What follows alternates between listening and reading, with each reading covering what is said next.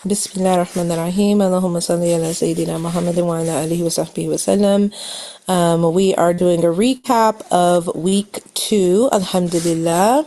Jazakallah khair, Noura, for supporting, and we're going to be reading out loud chapters 3 and 4.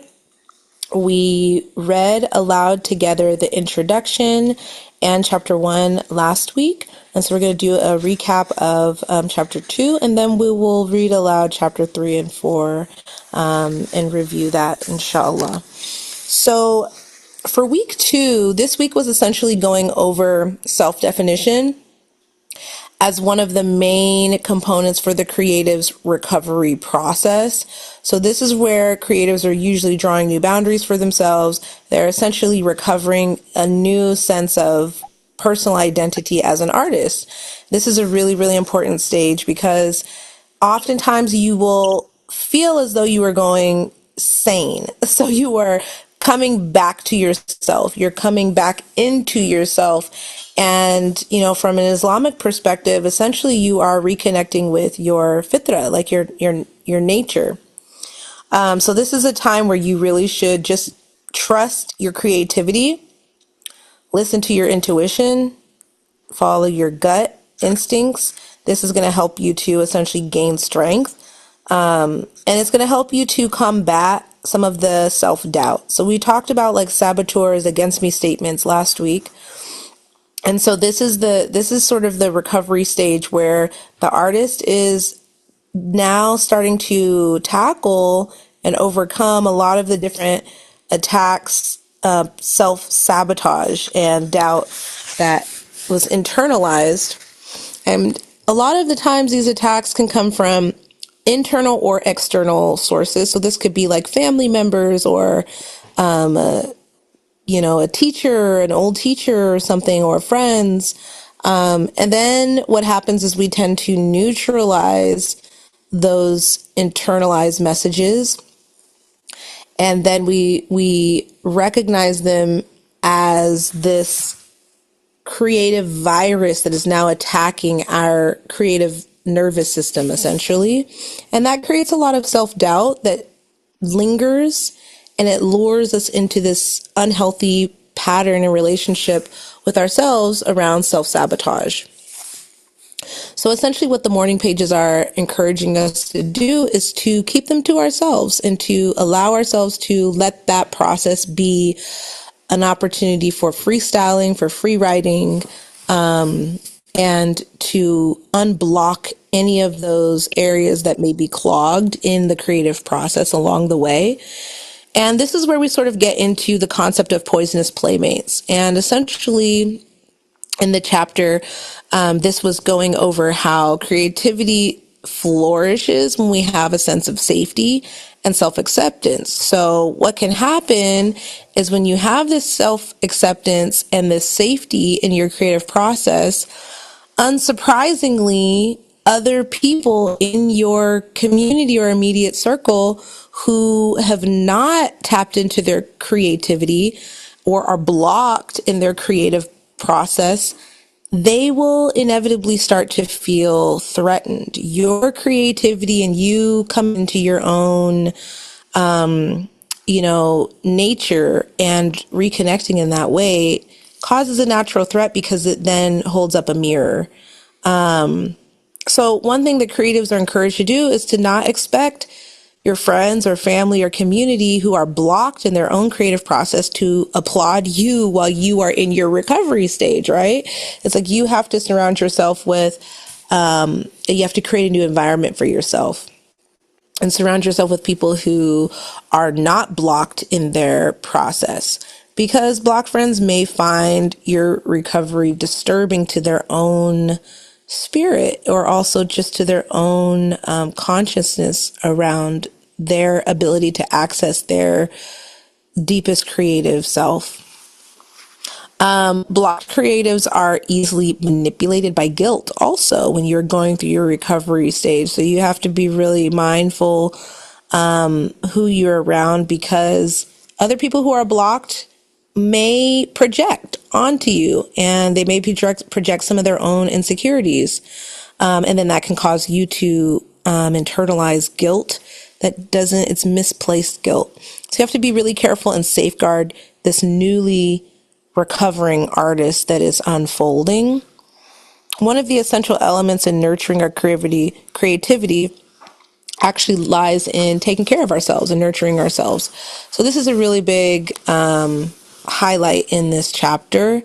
And so you really want to make sure that you are repeating positive affirmations. One of the examples that this chapter gives is repeating, "The great creator has gifted us with creativity. Our gift back is our use of it." So saying mantras like that can help you to ground yourself in your purpose and in your why, so that you can, sort of detach from the guilt or any self-imposed as well as projected negative messages. So over time, repeating those positive affirmations and different technique that you learn will then enable you to teach other people. So as you step into your own, you become consistent and disciplined and you invest in yourself. This kind of goes back to the creative contract that we discussed in setting our intentions. You will then, naturally be in a place where you can bring others along on their journeys and teach as well.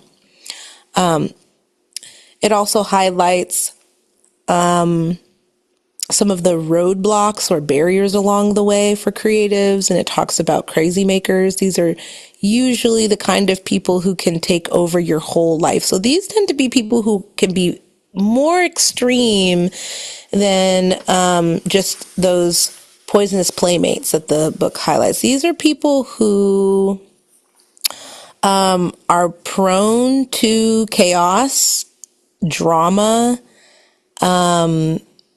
They tend to like drama or can only really survive in a space that is fueled by drama or harm. And typically these kinds of personalities and people, everyone around them functions in a similar way and has a role. So you have to be really, really careful and mindful when you encounter people like that. Sometimes they can, mask their jealousy or envy as concern or kindness, things like that. And so you just have to be really aware and discerning of who and what kinds of energies that you are allowing into your space as you are blossoming and creating this new norm for yourself and relationship in your identity as you're developing that. Otherwise, what can happen with these kinds of personalities is you can end up draining all of your creative energy by investing it in these personalities that try to destroy you. They might try to detour your creative schedule, your purpose, your path.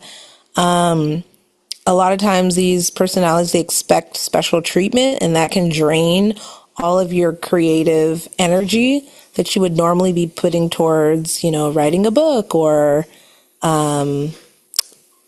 painting, a canvas or pursuing that art gallery submission that you've always wanted to do or whatever it may be. These types of personalities can also discount your reality. So they may question you. They may create, an alternate reality that just puts a wrench in the trajectory of your work.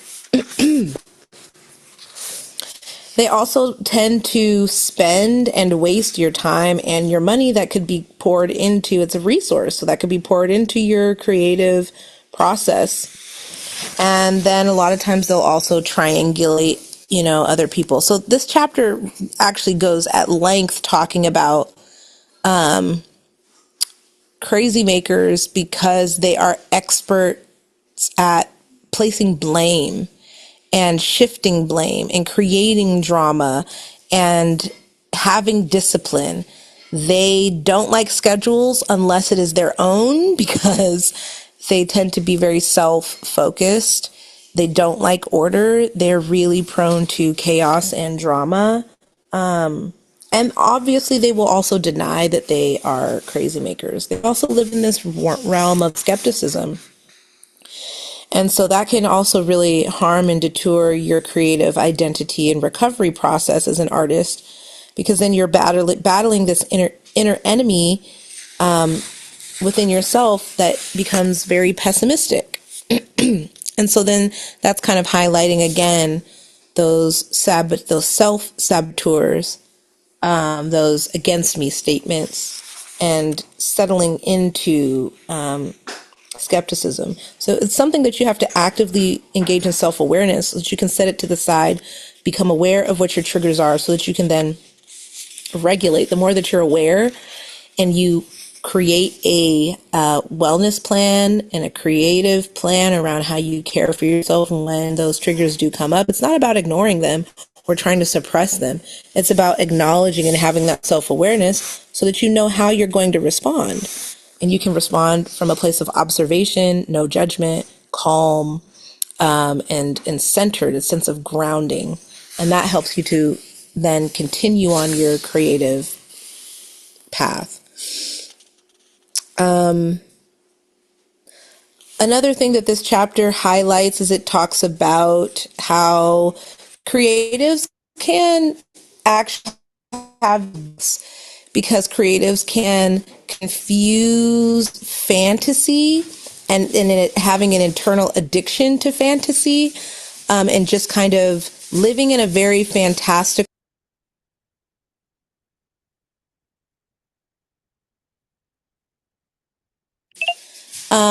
You can have creatives can have a very they can live in a world of like fantasy, where you're like dreaming up all of these different alternate realities for yourself, but they're not matching your lived reality.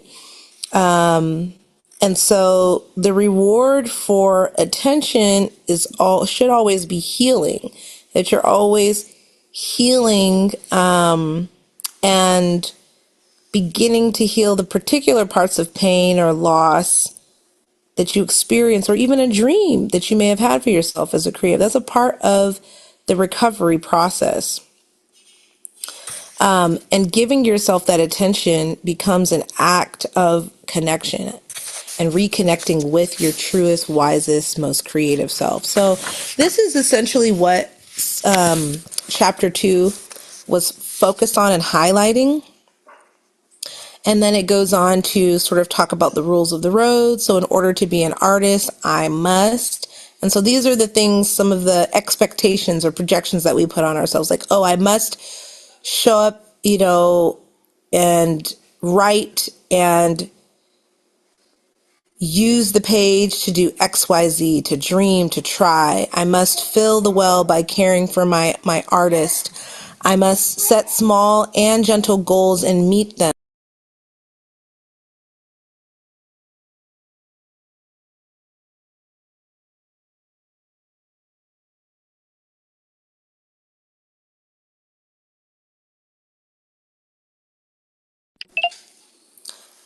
And so also the rules of the road, in order to be an artist, I must also set small and gentle goals and meet them.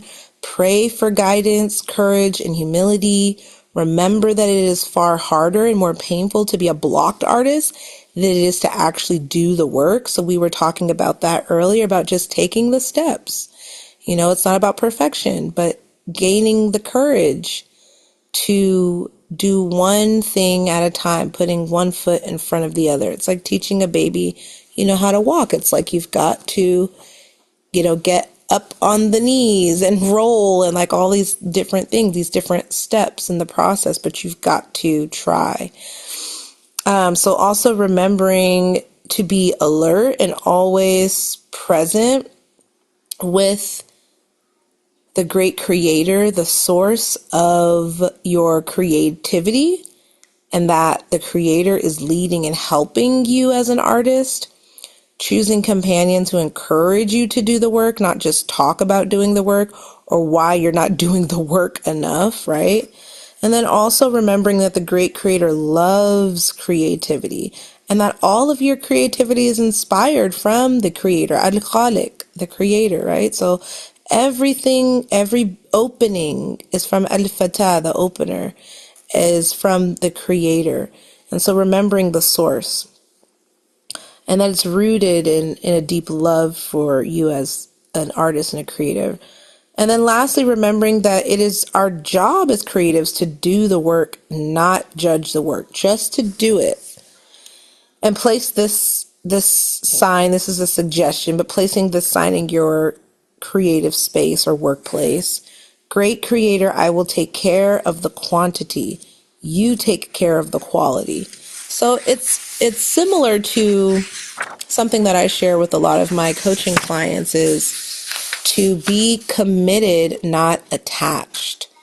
Your job is the what, and the creator's job is the how. You don't need to worry about how this is going to happen, how it's going to unfold, all of that. You just need to get up, set your intention, put your trust in the creator, and focus on the what. What am I going to do today? How am I going to use this time?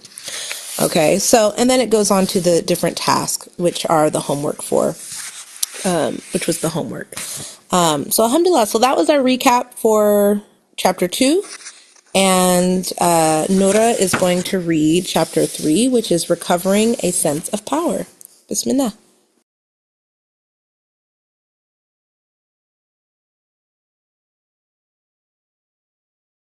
Oh, I'm muted, sorry. Bismillah.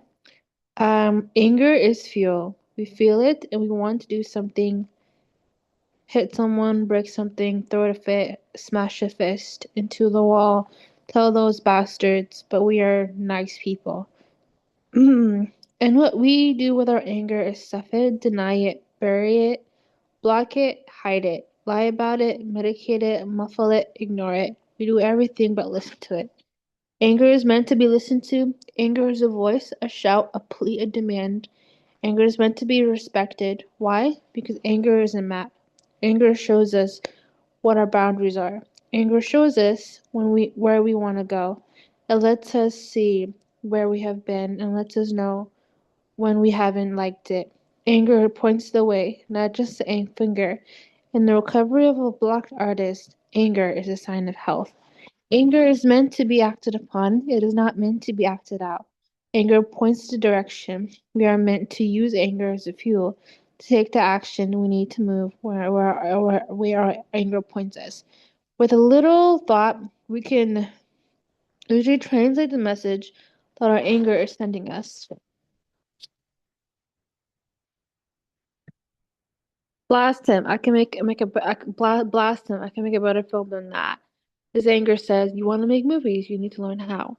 Can't believe it. I had this idea for a play 3 years ago, and he's gone. She's gone and written it. His anger says, "Stop procrastinating. Ideas don't get opening nights. Finished plays do. Start writing." That's my strategy he's using. This is incredible. I've been ripped off. I know I should have pulled that material together and copyrighted it. This anger says it's time to take your own ideas seriously enough to treat them well. When we feel anger, we are often angry that we feel anger. Damn anger. It tells us we can't get away with our old life any longer. It tells us that old life is dying. It tells us we are being reborn and birthing hurts. Hurts make us angry. Angry is a firestorm that signals the death of our old life. Anger is the fuel that propels us into our new one. Anger is a tool, not a master. Anger is meant to be tapped into and drawn upon. Used properly, anger is used fuel. Sloth, apathy, and despair are the enemy. Anger is not. Anger is not our friend. Not a nice friend, not a gentle friend, but our very, very loyal friend. It is always tells us when we have been betrayed. It will always tells us when when we have been betrayed ourselves. It will always tell us when it's time to act in our own best interest. Anger is not an action. It is an action's invitation. Synchronicity? Is that how you say it? Answered prayers are scary, right? Yeah, synchronicity. Synchronicity. Answered prayers are scary. They imply responsibility. You are asked for it. Now that you've got it, what are you going to do? Why else the cautionary phrase, watch out for what you pray for. You might just get it. Answered prayers deliver us back to our own hand. This is not comfortable. We find it easier to accept them as examples of synchronicity. A woman admits to a buried dream of acting. At dinner, the next night, she sits beside a man who teaches the beginning actors. A writer acknowledges a dream to go to film school. A single exploratory phone call puts him in touch with a professor who knows and admires his work and promises him that the last available slot is now his. A woman is thinking about going back to school and opens her mail to find a letter requesting her application from the very school she was thinking about going to. A woman wonders how to rent a rare film she has never seen. She finds it at a neighborhood bookstore 2 days later. A businessman who has secretly written for years vows to ask a professional writer for prognosis on his talent.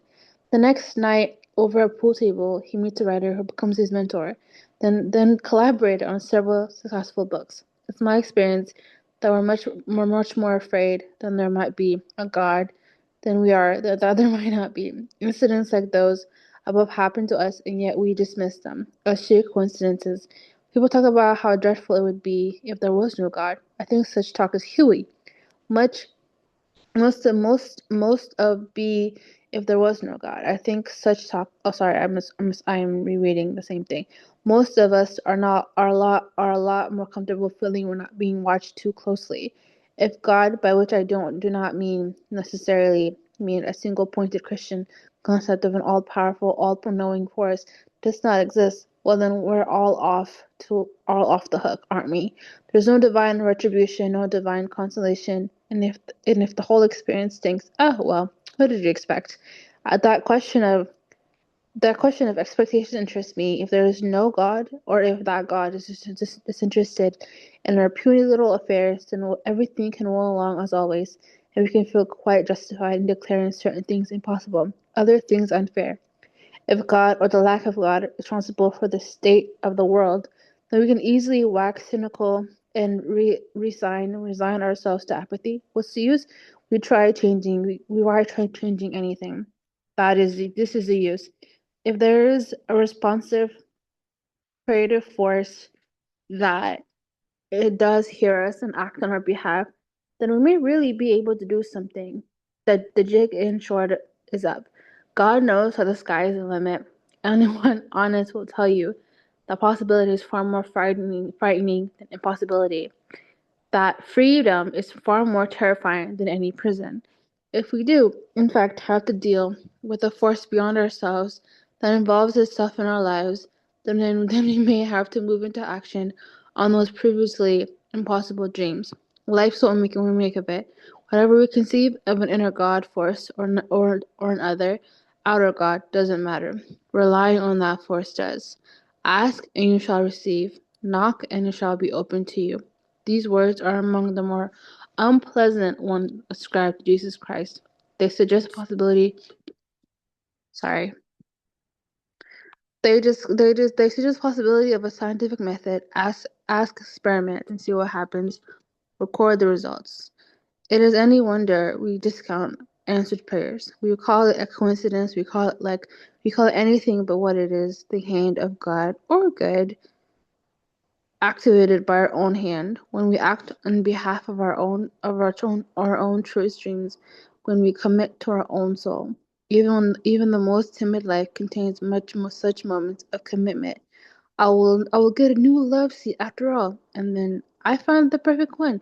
It was the strangest thing. I was at my Aunt Bernice's, and her neighbor was having a garage sale, and she had this wonderful love seat her new husband was allergic to. And in outside lives, such moments stand out and vast relief.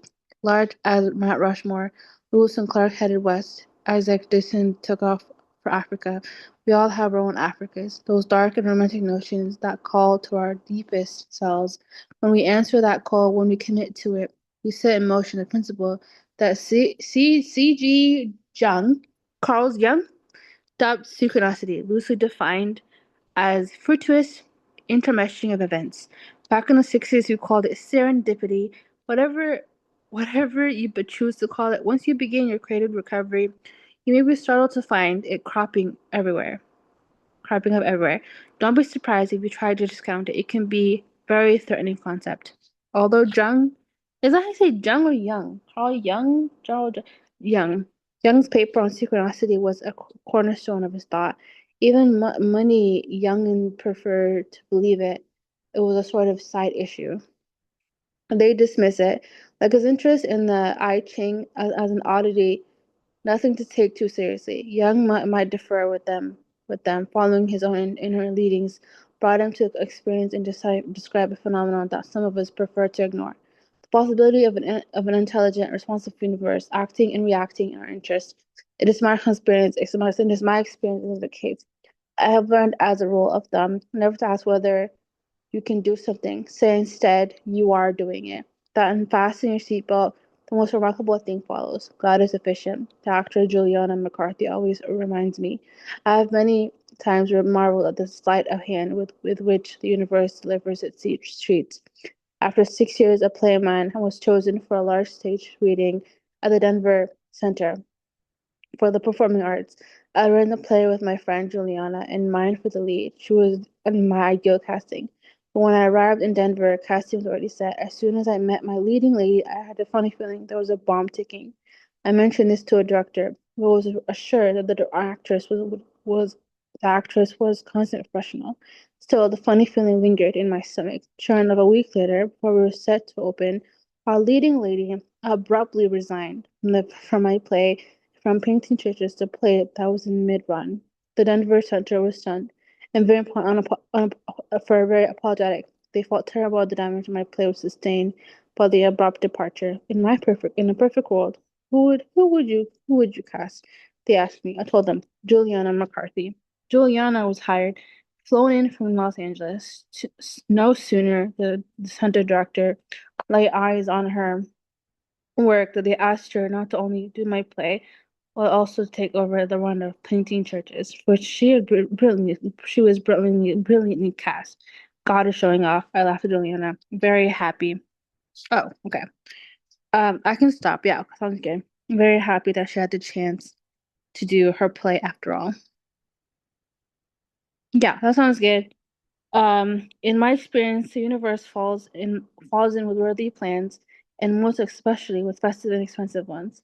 I have seldom conceived a delicious plan that had been given the means to accomplish it. Understand that before what must come, what must come before the how. First, choose what you would do. The how usually falls into place itself. All too often, people talk about creative work. They emphasize strategy. Neophytes are advised of the Machiavellian devices most employed to break into the field. I think this is a lot of rubbish. If you ask an artist how he got where he is, he will not describe breaking in, but instead will talk of a series of lucky breaks. A thousand unseen helping hands, Joseph Campbell calls his breaks. I call them synchronicity. It is my contention that you can count on them. Remember that creativity is a tribal experience, and the tribal leaders will initiate the gifted youngsters who cross their path. They may sound like wishful thinking, but it is not. Sometimes an older artist will be moved to help out even against his own wishes. I don't know why I'm doing this for you, but again, I would say that some of the helping hands may be something more than human. We like to pretend it is hard to follow our heart's dreams. The truth is, it is difficult to avoid walking through the many doors that will open. Turn aside your dream, and it will come back to you again. Get willing to follow it again, and a second mysterious door will swing open. The universe is prodigal in its way, in its support. We are miserly in what we accept. All gift horses are looked in the mouth and usually return to sender. We say we are scared by failure, but what frightens us more is the possibility of success. Take a small step in the direction of a dream and watch the synchronous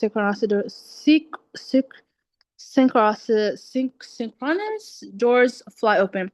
Seeing after is believing, and if you see the result of your experiments, you will not need to believe me. Remember, The maxim, leap, and the net will appear. In this book, the Scottish Himalayan expedition, W.H. Murray tells us in his experience, until one is committed, there is hesitancy. The chance to draw back always ineffectiveness. Concerning all acts of initiative or creation, there is one elementary truth, the ignorance of which kills countless ideas and splendid plans. At the moment, what definitely commits is oneself, then Providence moves too. All sorts of things occur to help one that would otherwise never have occurred. All the stream of events issues from the decision, raising in one's favor all manner of incidents and meetings, material assistance which no man would have believed would have come his way. If you don't trust Murray or me, you might want to trust Goethe, statesman, the scholar, artist, man of the world. Goethe had this to say on the will of Providence assisting our efforts. Whatever you think you can do or believe you can do, begin it. Action has magic, grace, and power in it. Oh, okay. Sorry. Okay. Shame. Some of you are thinking, if it were that easy to take action, I wouldn't be reading this book. Those of us who get bogged down by fear before action are usually being sabotaged by an older enemy, shame. Shame is a controlling device. Shaming someone is an attempt to prevent the person from behaving in a way that embarrasses us. Making a piece of art may feel like telling a family secret.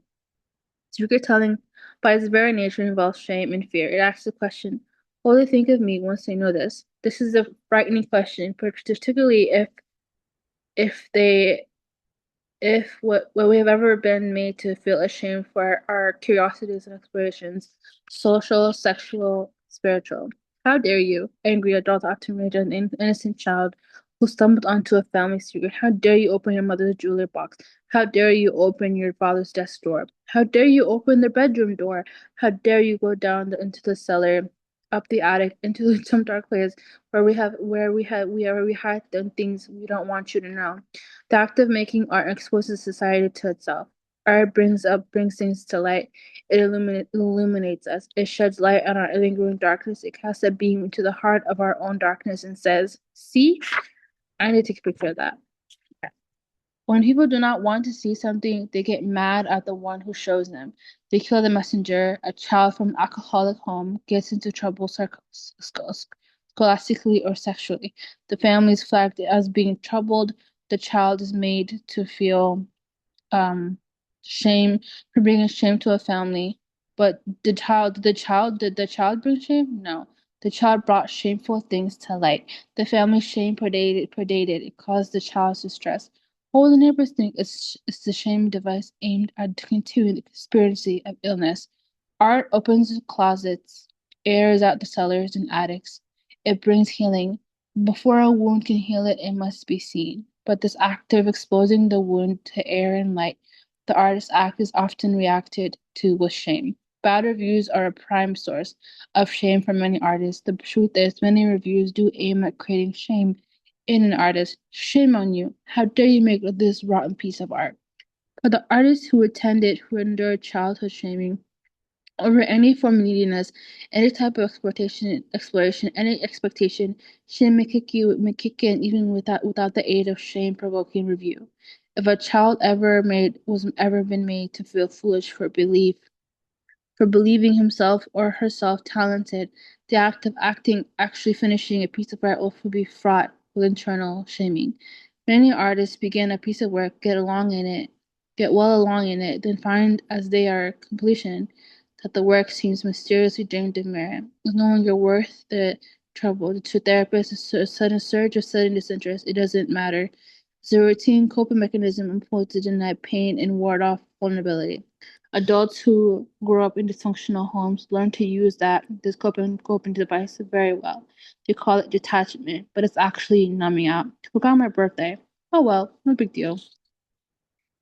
A lifetime of this kind of experience in which needs for recognition are routinely dishonored teaches a young child that putting anything out for attention is a dangerous act.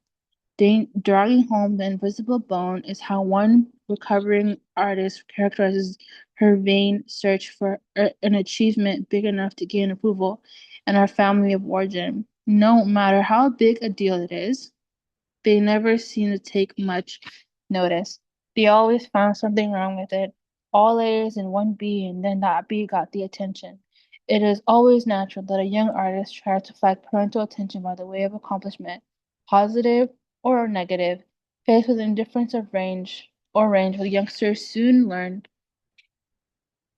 that no bone would really meet with a parental approval. Once we are wrongly shamed as creatives for this shaming, we learn that we are wrong to create. Once we learn this lesson, we forget it instantly. Buried under it doesn't matter. The shame lives on, wanting to attach itself to our new efforts. The very active attempt to make art creates shame.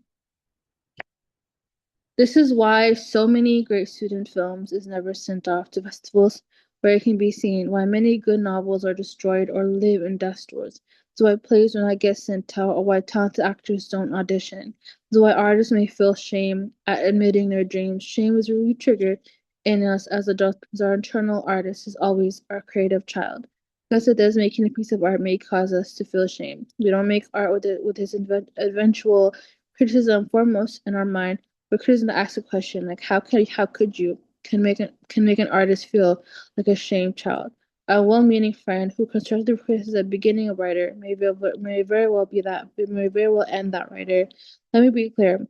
Not all criticism is shaming. In fact, even the most severe criticism, when it fairly hits the mark, is apt to be greeted by internal aha if it shows the artist to a new valid path up for work. Criticism that damages is that which disparages, dismisses, ridicules, or condemns. It is frequently vicious but vague, but difficult to review.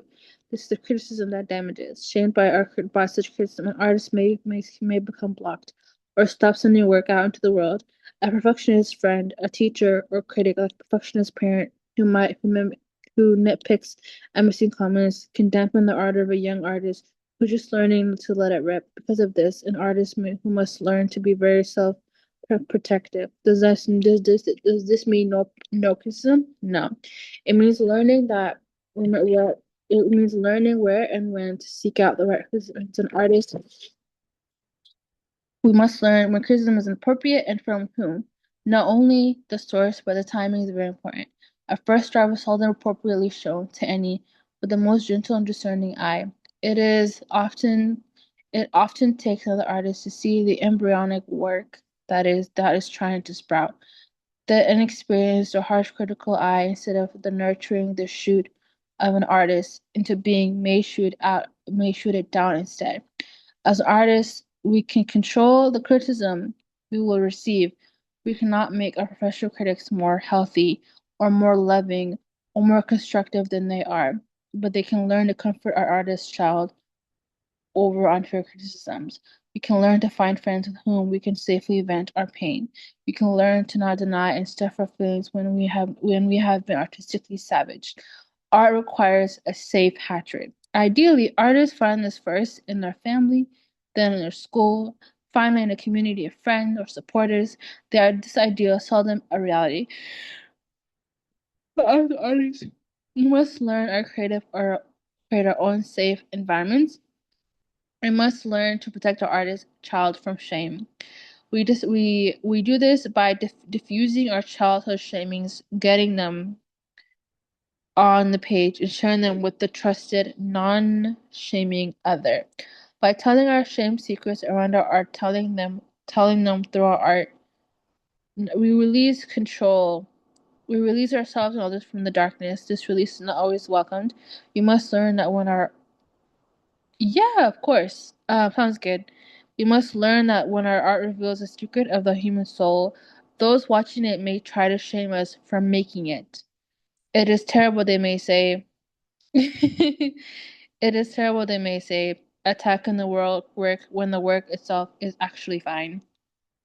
They This can be very confusing when we are told shame on you and we feel it. We must learn to recognize the shame as a reception of our childhood shames. I know last name's right.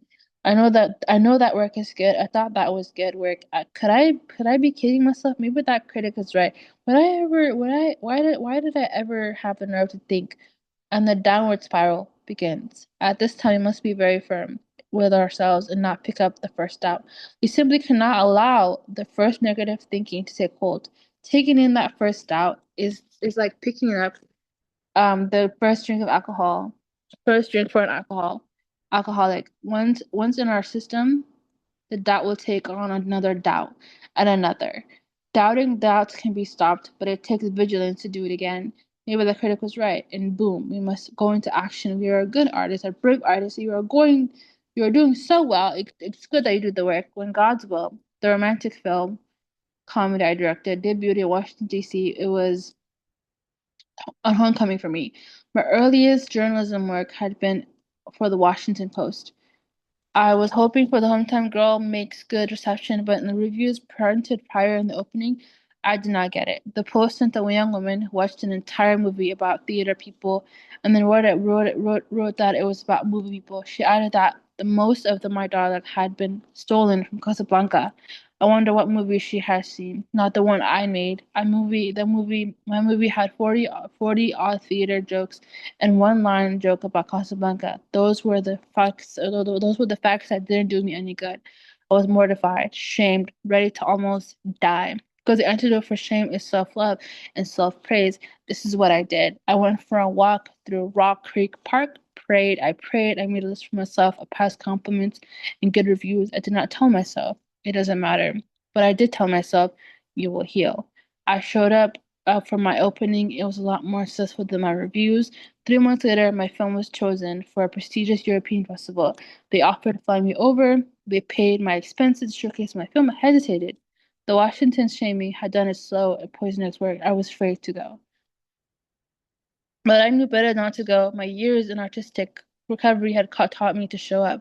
When I did, my film sold at a great price, won a headline in Variety. I shared the headline because the irony of it was not lost on me. God's will hit in Munich. It read, "It is God's will for us to be creative." Do you want me to finish at the end of this, Jamina? Or do you want me to end here?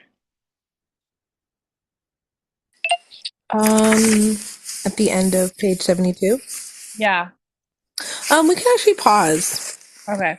Sounds I good. think that's a good place to pause because this is now going to be going into like dealing like deeply doing a deep dive into dealing with criticism, and then also the exercises around like that self-scanning, so doing the internal detective work. So we can pause there because that is what we will be working on as our homework, and we will have discussion about, inshallah. So thank you, alhamdulillah. Thank you for reading chapter 3.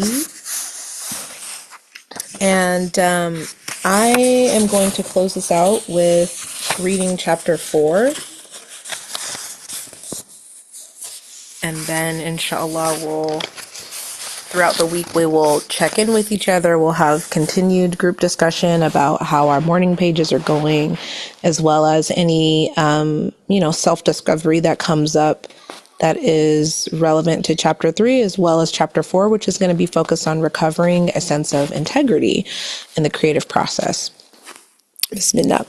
So, honest changes. Working with the morning pages, we begin to sort through the differences between our real feelings, which are often secret, and our official feelings, those on the record for public display. Official feelings are often indicated by the phrase, "I feel okay about that," the job loss, her dating someone else, my dad's death, etc.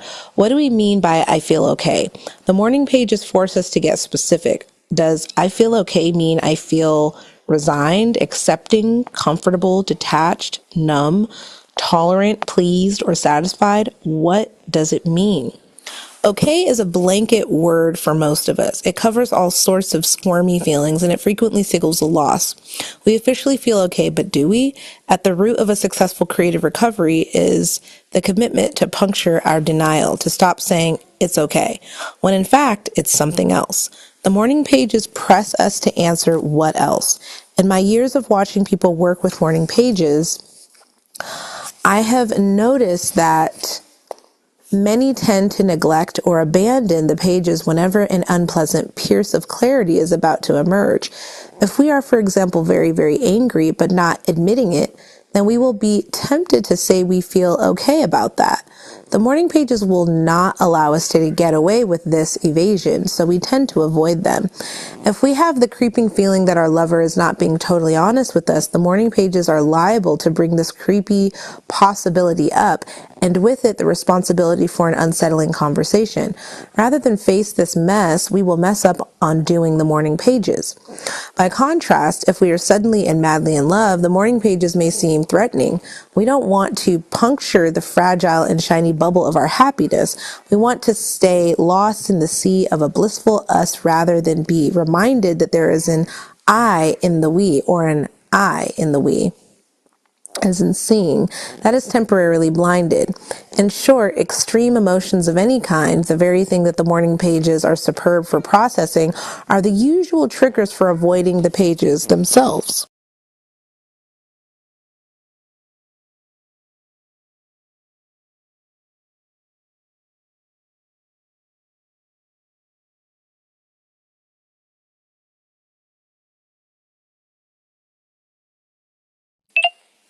Sorry about that, I got muted. Okay.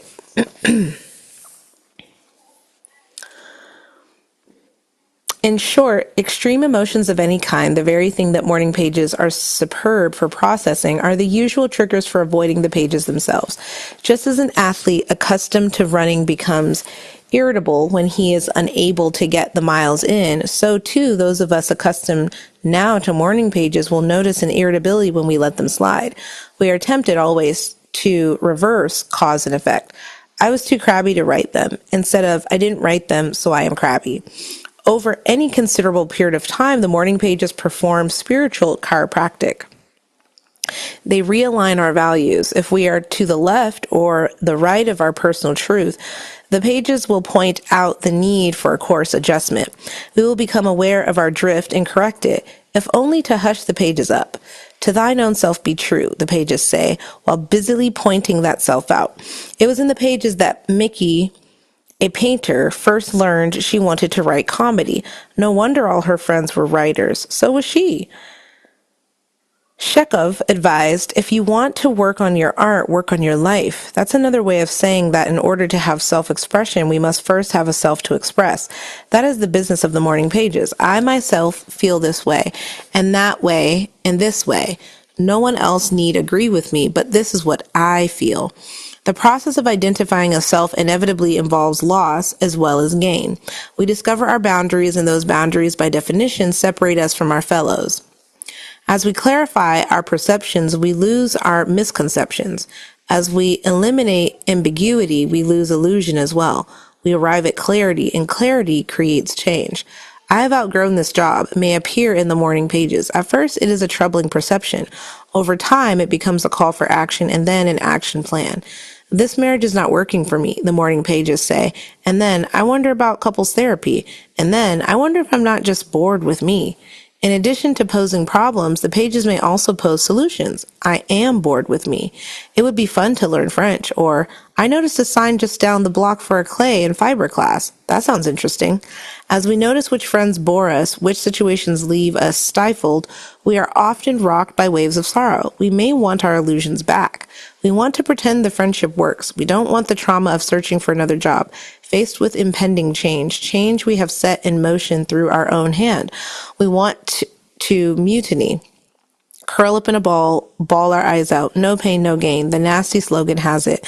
And we resent this pain no matter what gain it is bringing us. I don't want to raise my consciousness. We wail. I want, and thanks to the morning pages, we learn what we want and ultimately become willing to make the changes needed to get it. But not without a tantrum and not without IQRA, a Sanskrit word meaning a spiritual emergency or surrender. I always think of kriya as spiritual seizures. Perhaps they should be spelled CRIAS, because they are cries of the soul as it is wrung through changes.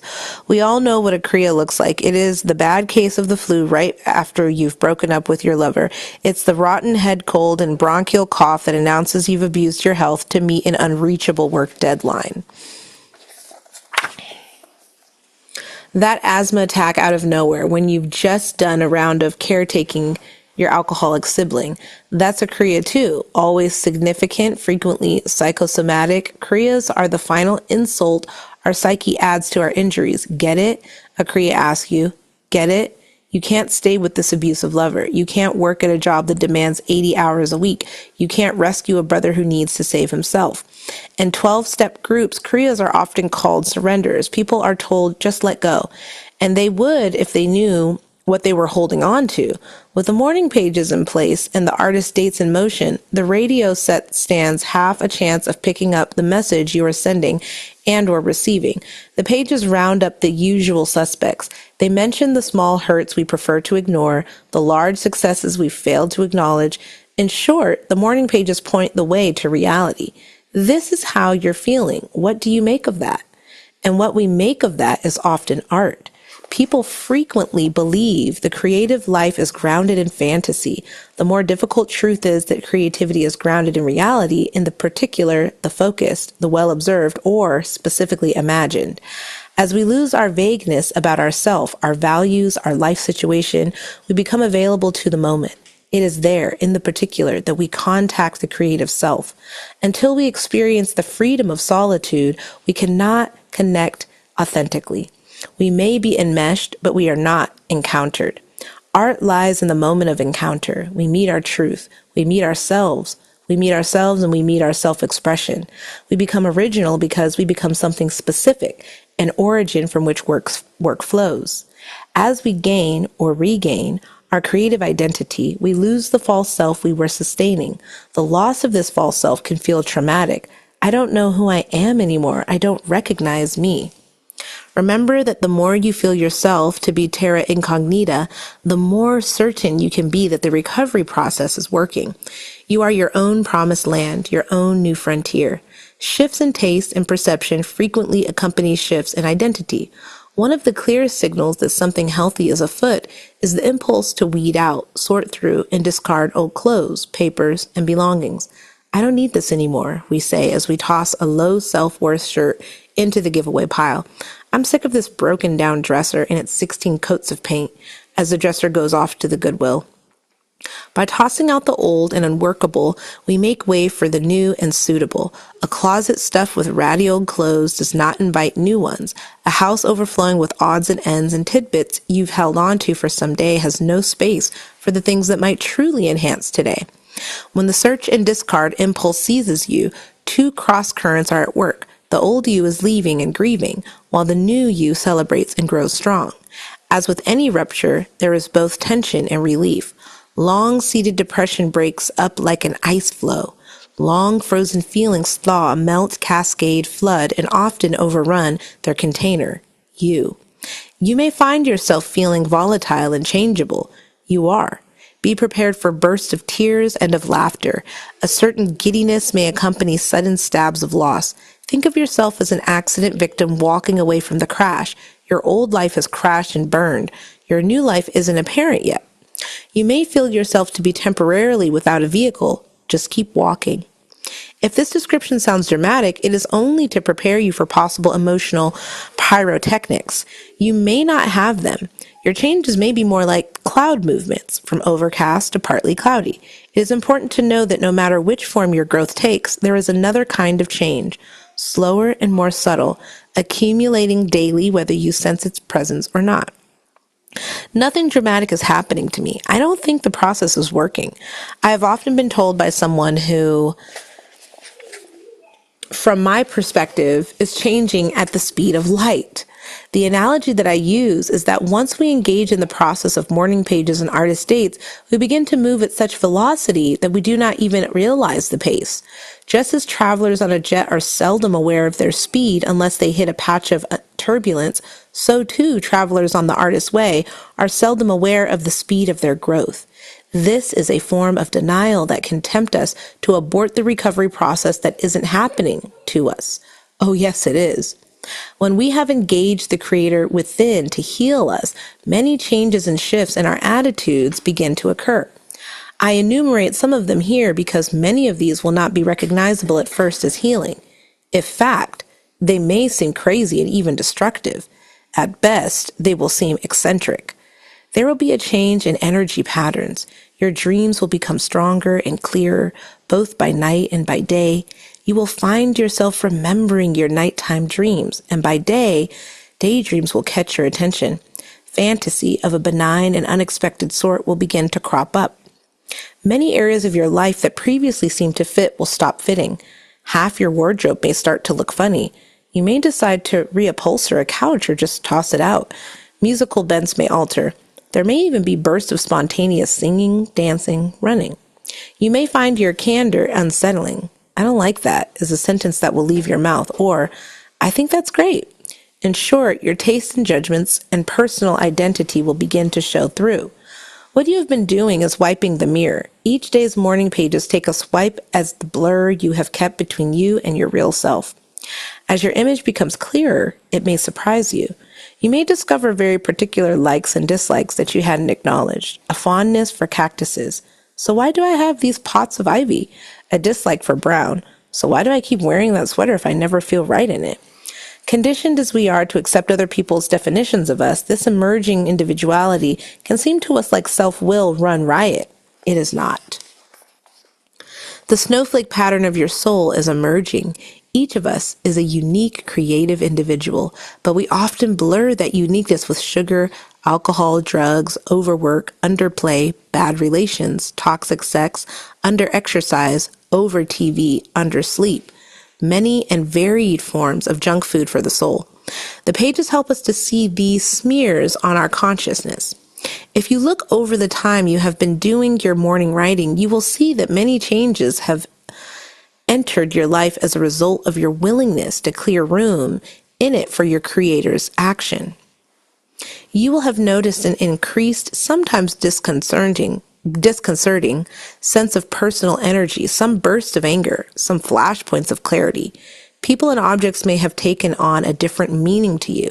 There will be a sense of the flow of life, that you are brought into new visas as you surrender to moving with the flow of God. This is clear already. You may well be experiencing a sense of both bafflement and faith. You are no longer stuck, but you cannot tell where you are going. You may feel that this can't keep up. You may long for the time when there was no sense of possibility, when you felt more victimized, when you didn't realize how many small things you could do to improve your own life. It is normal to yearn for some rest when you are moving so rapidly. What you will learn to do is rest in motion, like lying down in a boat. Your morning pages are your boat. They will both lead you forward and give you a place to recuperate from your forward motion. It is difficult for us to realize that this process of going inside and writing pages can open an inner door through which our Creator helps and guides us. Our willingness swings this inner door open. The morning pages symbolize our willingness to speak to and hear God. They lead us into many other changes that also come from God and lead us to God. This is the hand of God moving through your hand as you write. It is very powerful. One technique that can be very reassuring at this point is to use your morning pages, or a part of them, for written affirmation of your progress. Put it in writing, we often say when making a deal. There is a special power in writing out the deal we are making with our Creator.